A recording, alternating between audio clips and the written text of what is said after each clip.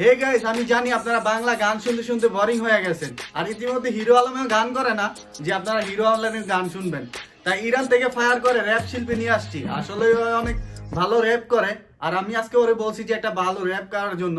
তো সারাদিন সে মানে পরিশ্রম করে একটা র্যাপ বানাইছে। চলেন আমরা সবাই র্যাপটা শুনে আসি।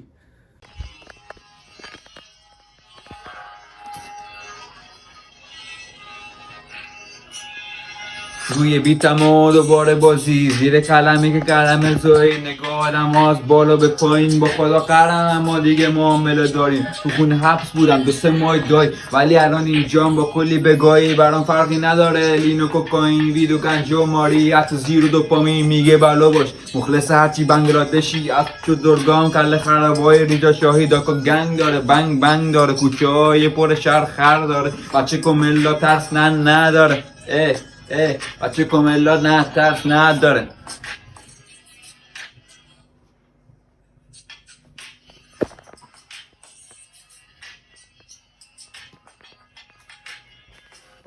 হে গাইস, র্যাপ গানটা কেমন লাগছে অবশ্যই কমেন্ট করে জানাবেন। আর আপনারা এমন র্যাপ গান চান কিনা ওইটাও জানাবেন। তো সবাই ভালো থাকবেন, সুস্থ থাকবেন, আমাদের জন্য দোয়া করবেন। আল্লাহ হাফিজ।